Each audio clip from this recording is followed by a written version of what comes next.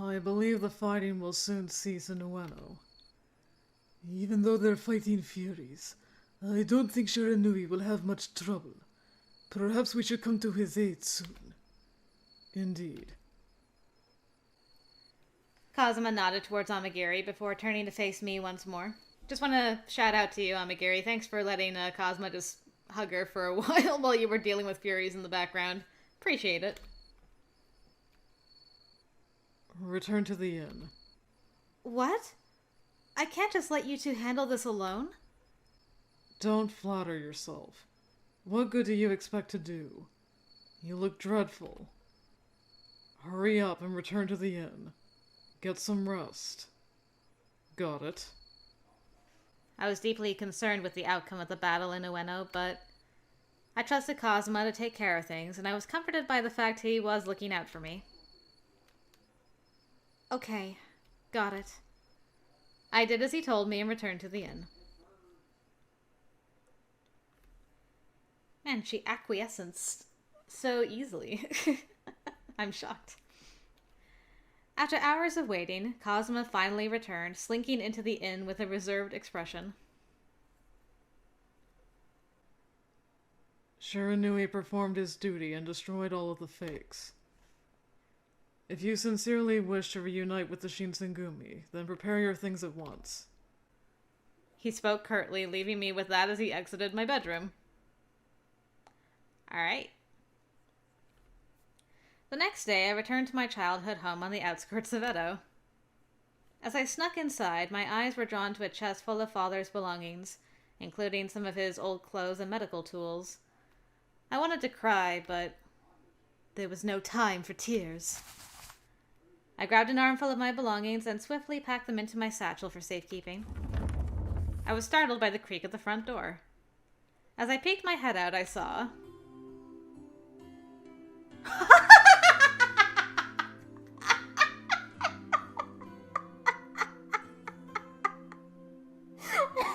I'm sorry. I'm just laughing because it's like super beautiful romantic music plays and she sees him walk in with his awesome coat. It was so funny to me.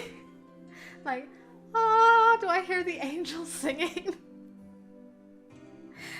Alright, but why do you have a new coat? Did you go to Ueno? Shiranui's like, yo man, the Shinsengumi guys are looking real nice. If you want to hang on to your girl, you better get some new threads. And then they went shopping afterwards?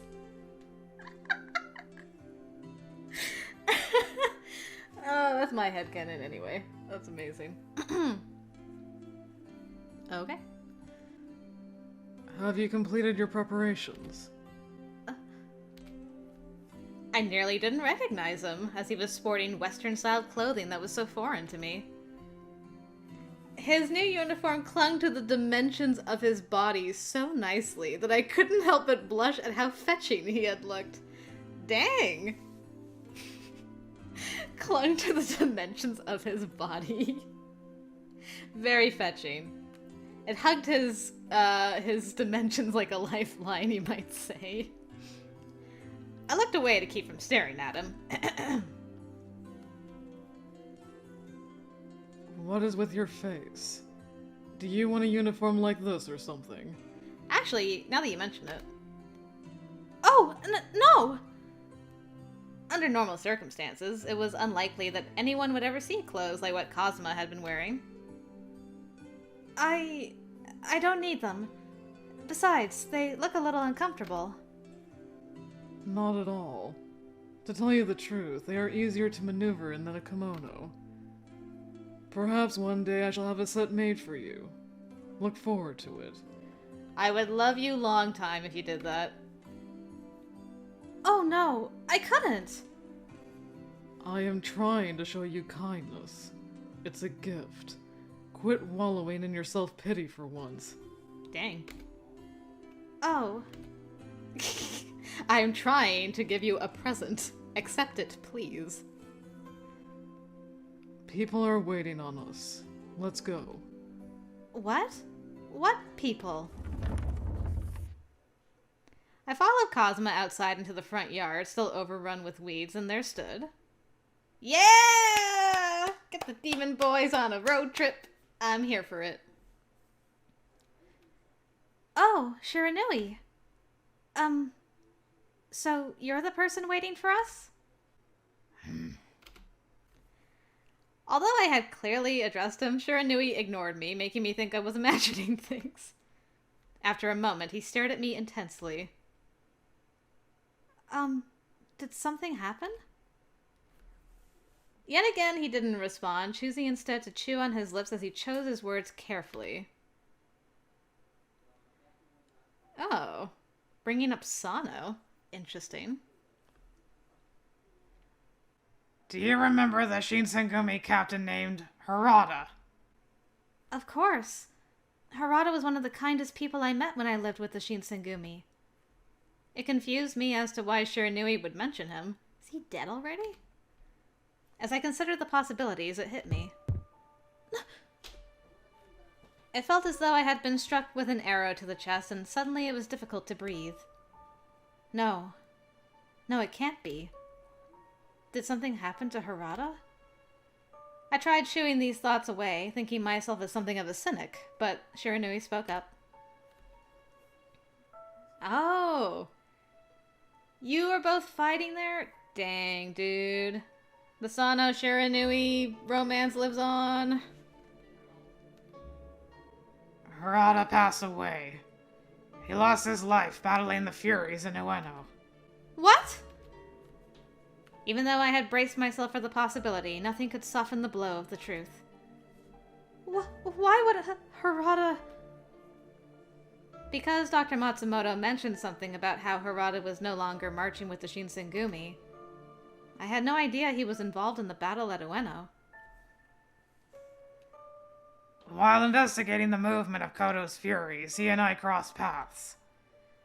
After briefing him of our situation, he and I struck up something of an alliance. Man, beautiful. All of a sudden, he began repeating how much he'd wanted to battle beside me. Maybe it's me. Maybe I'm just bad luck, since everyone I fight alongside ends up dead soon after. Aw, Kia Shiranui, no! Oh boy. Also, I just noticed you have a belt on your wrist. That's really weird, but...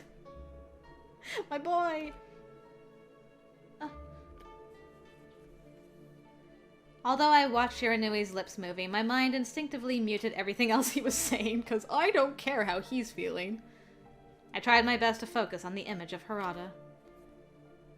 There was nothing of worth that I could contribute, so I simply stood there, demoralized and numb. There he is. Sweet boy, we never even got to see you in your Western outfit. Harada, the epitome of bravery and manliness. Although to others it seemed like he was rough around the edges, I remembered him more as a gentle, courageous soul. How could someone so beautiful die so young?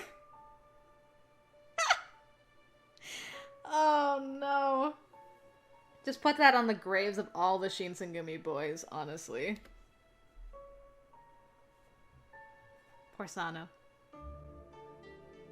No time for tears. You still want to find them, don't you? Yes. Just as I thought Harada's death was the epilogue to our harrowing journey, it proved in fact to be only the beginning to the depressing news that awaited us beyond. Oh joy! I can't wait to hear who else is dead. Trying to remember from the other routes who died by now. I mean... Chief Condo is dead. I don't know if she actually heard about that, though. She might not have heard of it yet. Ah, it looks rough. Chapter 3, eh? Where are we at? Ah, his clothes are different! Awesome. 50%? Dang. Alright. Summer was in full swing by the time we had reached Utsunomiya. Originally, Utsunomiya Castle was considered a stronghold for former shogunate soldiers who were forcibly driven from Edo, but the Imperial Army laid a quick siege to the fortress and usurped control of it without much opposition. By the time we arrived, The castle hadn't recovered from the waves of cannon fire that ravaged its exterior, which told us everything we needed to know. Yeah. Bad news. Should have waited until later. Cosma. My heart was still reeling from Shiranui's revelation that Harada had died in Ueno. At first, I wasn't sure if I could bear to listen to another bit of terrible news, but I had to persevere. Please go on. As soon as I answered him, Cosma tilted his head downwards and spoke quietly. After offering his terms of surrender, it appears Isumi Condo was tried and beheaded by the Imperial Army. Okay, so she hadn't heard that yet. Condo, a paragon of benevolence and leadership. I can't wait to hear just all her epithets from these guys. Oh no. Oh no, it's gonna be so sad. How tragic that he had been denied an honorable death by way of seppuku, and it broke my heart thinking that he was decapitated like some criminal.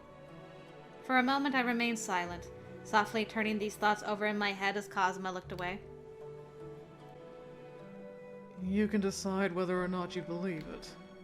No, I believe you.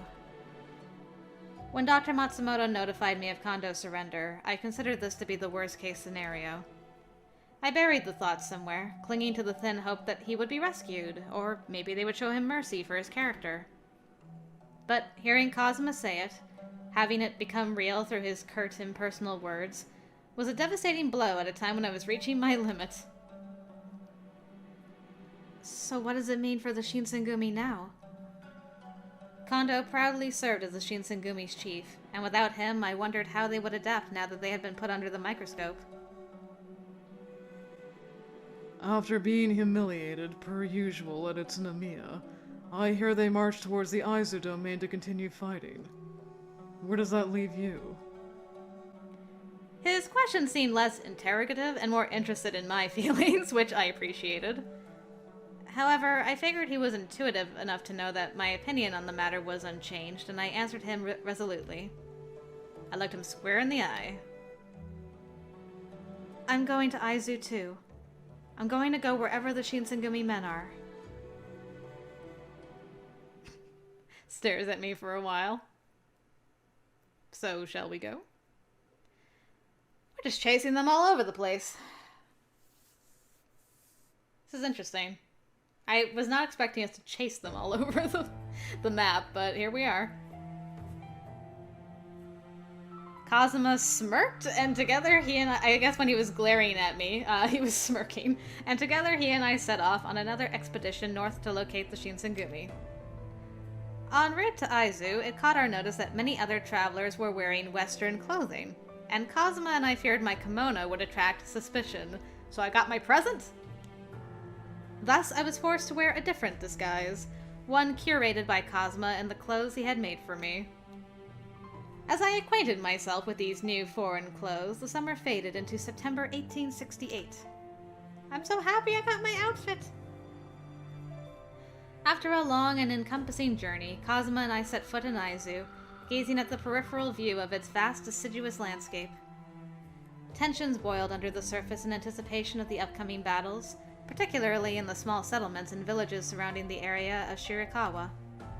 It was here that we reunited with Amagiri, who was accompanied by members of the Satsuma domain.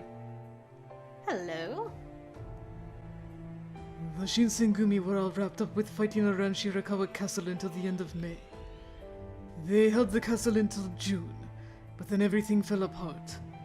They tried a couple more times to retake the castle, but things didn't quite go as planned. Just as I had foretold. Those idiots wouldn't know strategy if you loaded it into a cannon and fired at them. Sheer will is useless. After being dealt another crushing wave of defeats, the Aizu soldiers began retreating back to Aizu Castle, which we apparently have not had a terminology thing for yet. The preeminent castle in the Aizu domain, also known as the Tsuruga Castle. To my knowledge, their plan was to fortify the castle and hold it for months on end in the hopes of exhausting the Imperial Army into leaving them be. Is that where the Shinsengumi is headed then? One would assume. Although the stakes were dangerous, I was driven by the pipe dream of going to visit them. Aizu is on the verge of collapse. All they've got left is Aizu Castle. Alright, what do you want now? Over 6 months had passed since I was separated from the Shinsengumi in Kyoto. My search for them led me all over the country, from Osaka, Edo, and now Utsunomiya. By the time I arrived at whatever location I thought they'd be, however, they were already marching to the scene of their next battle. Chasing them was proving to be a useless endeavor, like trying to grasp smoke with your hands, and each time they were narrowly out of reach. Would our reunion actually ever happen? Or would each of them succumb to a fate similar to Condo's or Harada's before I saw them? I was becoming gripped with a mixture of fear and anxiety, which prompted me to speak up. I would like to head for Aizu Castle.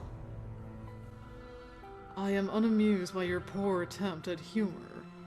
If you're being serious, then I'm even less amused. Are you this stupid, or have you been living under a rock while the country runs itself into the ground? Aizu Castle is swarming with Imperial scum, and very, very soon there will be nothing left of it. I understand, but that's the only lead we have about where the Shinsengumi could be. I've missed them 3 times in a row, and I don't know if I could stomach never seeing them. I don't know if I'll ever be able to... I halted myself, biting my tongue to keep from contemplating the worst. Kazuma's expression, however, was as aloof as ever. Let's suppose they are, in fact, at Aizu Castle. What the hell do you expect you're going to do if you make it there? Waltz on in. Any ideas? Well... Allow me to illuminate you, naive girl. You would be killed, and you're an idiot if you think otherwise. But I'm not trying to do anything once I get there! I didn't need Kazuma's sharp criticism, nor had I expected to come and rescue the Shinsengumi. I just needed him to understand how I felt. I want to see everyone while I still can. I don't know if I could bear the thought of never seeing them again before something happens to them like Condo or Harada. What? You're willing to get yourself killed for the mere possibility of seeing them? I'm not going to let them kill me. Mind telling me what you know that I do not? In case you are unaware, Kondo's been executed, and his head is currently on display at Sanjigawara. Then there's Harada, who was ripped to shreds at Ueno. No one's patting him on the back for dying like a wounded animal. All they'll ever be is a footnote in the annals of history. Their legacy is being spat on. Dang. I mean, harsh truths, but it's sensible. He's being sensible. It's crazy to be chasing them, just so that it's like, I saw their faces one last time before they all died. Don't remember them like that, man. At the same time, I'm confused about what our goal is now, because we killed Dad, and it sounds like all the Furies have been wiped out. Sister brother's still licking his wounds somewhere. But we don't seem to be in any hurry to go and deal with him, so I'm not really sure what we're doing anymore. Kazuma made a lot of sense. If the Imperial Army emerged as the definitive victor at the end of this, then the Shinsengumi would likely be written off as a band of rogue delinquents, warping the truth about their heroic service for Kyoto and its people. But I will remember. It doesn't matter if people mischaracterize the Shinsengumi from whom they really were. I will honor their memory, and you can make damn sure that I'll never forget it. I could almost hear Kazuma gnashing his teeth as he glared at me chillingly. I knew women were whimsied by delusion, but you are sitting at the top of the pile. I'll take that as a compliment. Very well. Do what makes you happy. He acts so tough, but then he just gives in to her like so easily. Like, fine. I'm not happy about it, but fine. An awkward tension lingered in the space of our conversation, making me unsure if Cosmo was upset or just frustrated by my unwillingness to cooperate. His eyes were like daggers sinking into my forehead. I could barely speak, let alone breathe. And meanwhile, Amagiri's like... Alright, you two. Let's simmer down. What's the point in arguing? How unlike you, Kazuma. You normally keep your cool around women. Really? I would love to see this. Maybe I'd keep my cool if she wasn't such an idiot. This discussion is pointless. I've other things that require my attention. I'm taking my leave. Cosmo's biting tone left me feeling so uncomfortable. He spun around on his heel and walked away from us without another word. Amagiri, do you have any advice on the situation? I contemplated calling his name to clear the air, but... Instead, I bit my lips, too nervous to take any action. Yeah. Man, what a wingman Amagiri is. Otherwise, Cosmo needs all the help he can get. Oh my goodness. You should go after him. Huh? Kazuma's a real sourpuss, but he's not the type of man that would let something frustrate him enough to walk off like that. I wasn't following what Amagiri was trying to convey. Nonetheless, he continued on in an admonishing tone. I get you're racing against the clock to see your friends right now, but it's not as though you're in any position to reach Aizu Castle alone. You know that, don't you? Yes. Besides, it's like you said. We have no idea or guarantee that the Shinsengumi men will still be at Aizu Castle by the time we get there. I'll do what I can to investigate their whereabouts for the time being. For now, why don't you speak with Kazuma? Amagiri. Thank you so much. No need. I'm simply doing my duty. Nah, man, you being so kind. You a real bro, Amagiri. With that said, Amagiri bowed his head and vanished like mist into thin air. I'd like to learn that trick. Is that just a demon thing, or is that a thing you guys know? I turned my head in all directions, looking to see where Cosma had run off to, but... By the time I found him, the sun was setting into a warm pool of orange in the horizon. Cosma, I timidly called out to him. He turned his head to gaze at me, but he paid me no mind and continued walking at the same pace. Man, when he holds a grudge, he holds a grudge. Where are you going? If you insist on joining me, then shut your mouth and keep up. You'll understand when we arrive. But I sprinted up to where he had been walking so that we could have an open discussion, but he seemed unwilling to entertain any such thing. I peeked at him confusedly, and I was struck with the most peculiar feeling of déjà vu. Huh? A row of trees loomed over the forested path, and its neat arrangement reminded me of a welcoming ceremony. Oh, are we at our village? My nose tingled with the most familiar scents. A fragrant patch of morning glories dotted the lush meadow surrounding the trail.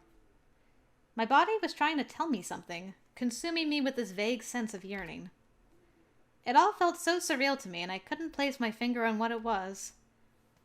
I was being imbued with this ambient energy, a kind of serene grace that put my tired heart at ease. Here we are.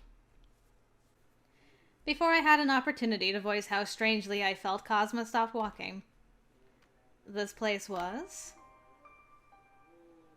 Oh my goodness.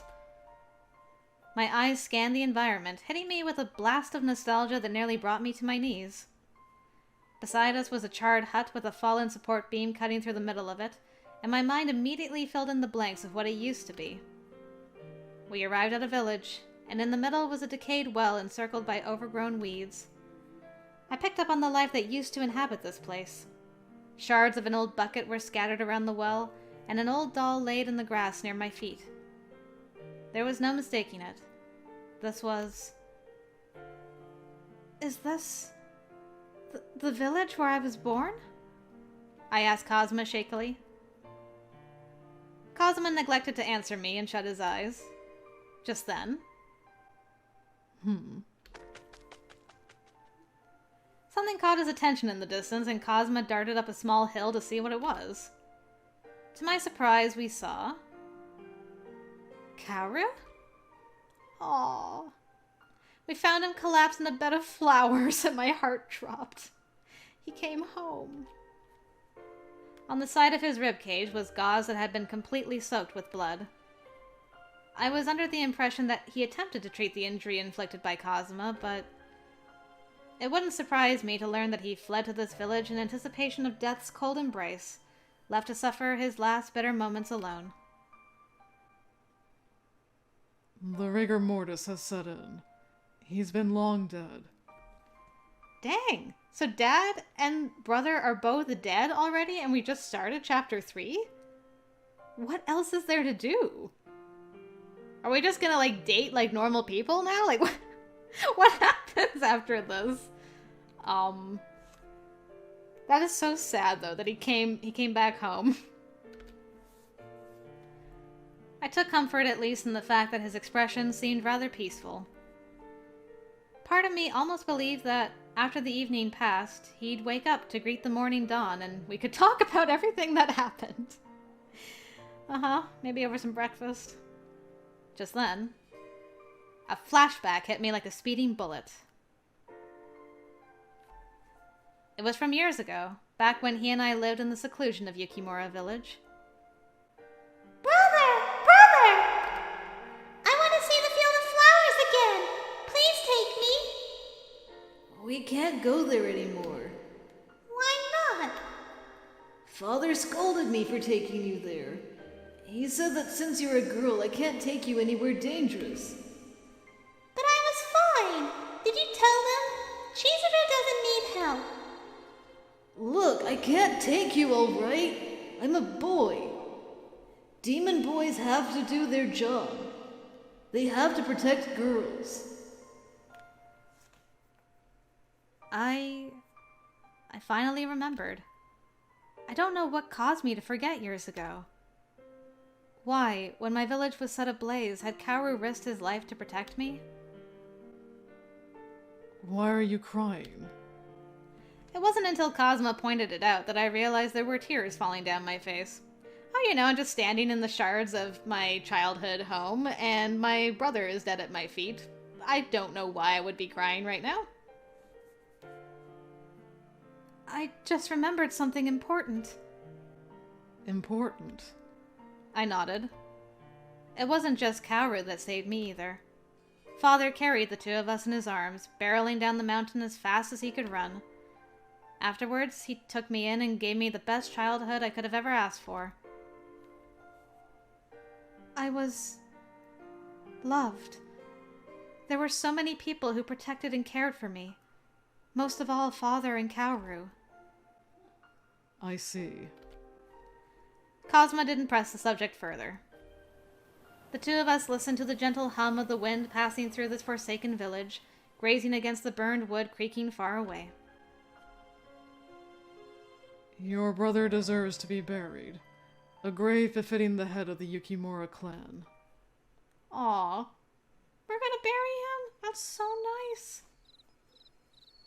I'm shocked considering, he drank the water of life, and Cosmo's like, you had to, give up your life and become a fake. That's interesting. Together we hiked to the highest peak of the hill that overlooked the rest of the village, and it was here that we buried Kaoru's remains. Kazuma kept his eyes fixed on the grave for a few minutes after we finished patting the dirt, and eventually... he reached for the canteen hanging on the side of his belt and poured it gently on top of the grave.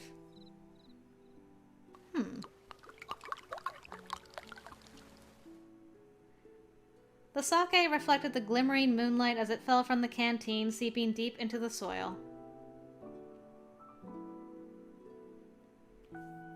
Kazuma was expressionless, watching the alcohol drip from his bottle towards his feet. His eyes glowed with melancholy, and I wondered to myself if Kazuma was regretful about how things transpired between the two of them. If it weren't for the humans, then I am certain that your brother would have made a fine leader. His sentiment was so heavy, and it seemed like the both of us were learning how to navigate the nuance of our grief together. For this, I was appreciative. If it weren't for the humans. It was a lofty question, one I would likely ponder for the remainder of my life. Things could have manifested so differently for Kaoru and Father. At the very least, they could have made an impact on their people, unburdened by the curse of vengeance that unfairly plagued the rest of their short lives. Kaoru originally mentioned something about wanting to use the Furies to rebuild the remnants of the Yukimura clan, but I think in the end, all of it was a facade to mask the trauma inflicted by those wicked humans. In essence, Kaoru wanted to preserve the picture of this village and everything it stood for. Maybe, just maybe, he'd wanted to reclaim some of those memories that were viciously stripped from him. He was just a boy whose every step was met with tragic misfortune. He died just as he lived, alone. It was the only way I could explain the myth of Kaoru without slumping into depression. That's pretty depressing as it is. My wish was that his last moments were painless, that he had been able to reconcile his hatred as he laid in the meadow of the one place he loved.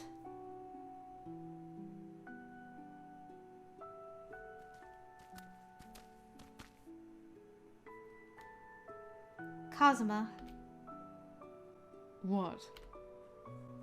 I know that my father and Kaoru committed unforgivable crimes against humanity and our people, but even so,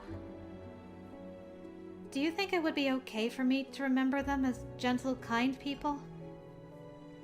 Father's serum was catastrophic, responsible for the deaths of countless warriors and innocent people. For them to violate the natural order of demonhood and all that encompassed our sacred existence was a mark of condemnation to Kazuma and his kin. You are free to do as you please. The demon's code has no bearing on matters of the heart. A code of law that demands demons never to involve themselves with humankind, never to kill their kin, and never to break a vow. Alright. Regardless of the sins they have committed, they are still your family. His words made me sigh in relief. Can I ask you one more question? Demons far surpass humans in strength and ability, don't they? How can you explain what happened to my people? How were humans able to destroy my clan? Kazuma tilted his head, peering into my eyes inquisitively.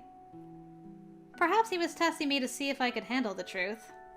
To be honest, I was unsure if I could, but it was a question that needed answering. Eventually.